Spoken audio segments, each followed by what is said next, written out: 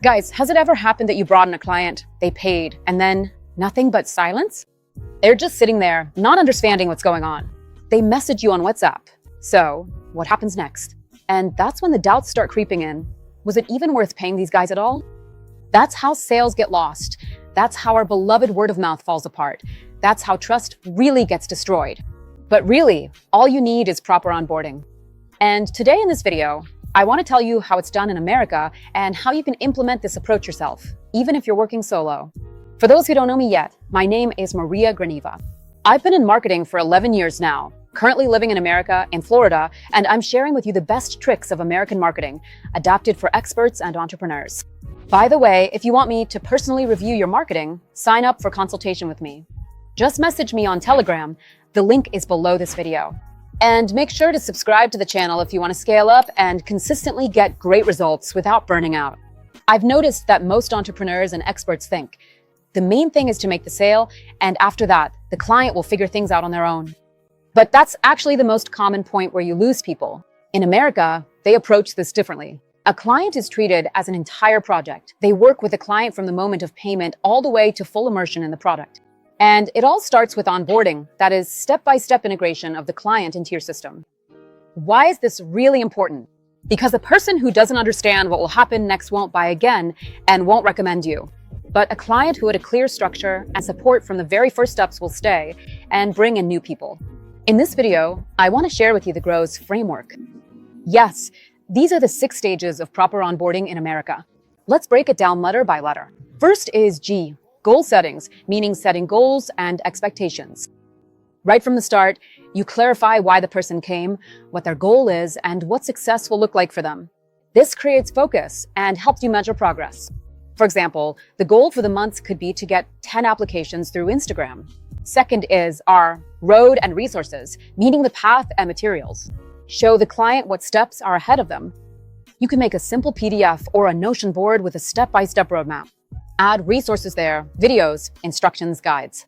For example, step 1 is an audit, step 2 is strategy, step 3 is implementation. We do this both in small products and in large B2B projects. We draw up a roadmap and tell clients, in the first week we do this, then we do that, and in a month we achieve this result. Here are our KPIs and metrics for evaluating the effectiveness of our work. This is really very important. Third is to optimize the experience, a quick win. It's very important to give a person results within the first 48 hours.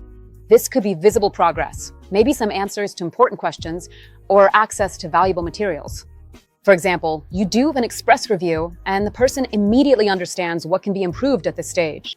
Next is workflow integration, meaning integration into the routine.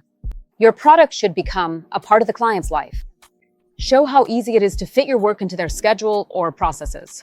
For example, a meeting on Tuesdays in Zoom and tasks in Trello.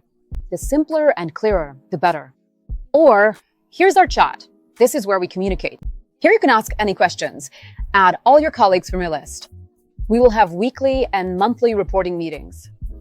This is the kind of reporting we do. We're off, always nearby. If you need anything, just write. Basically, yes, and additionally, you should keep communicating with the client throughout the work, not just disappear for a month. Again, this works both for info products and for high-ticket B2B deals.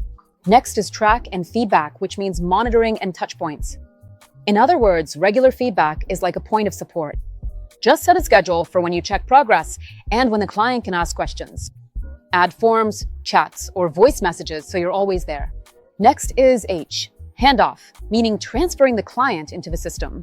At the final stage, the client should clearly understand who to contact, where to find support, and what happens next.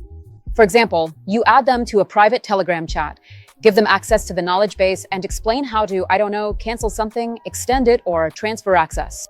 By the way, there's a link in the description below to my Telegram bot, where I've shared useful information about American marketing. Be sure to check it out if you want to build a sustainable sales system. Onboarding isn't just an add-on. It's the foundation where loyal word of mouth and your LTV, lifetime value, begin, yes. So while others are losing clients after the first sale, you can impress them right from the start. Onboarding is where you show that the client didn't just make a payment, but became part of the structure that truly cares about them. If you have any questions about onboarding, the customer journey, or building your service, write to me on Telegram or in the comments below this video. See you in the next episodes. Bye bye.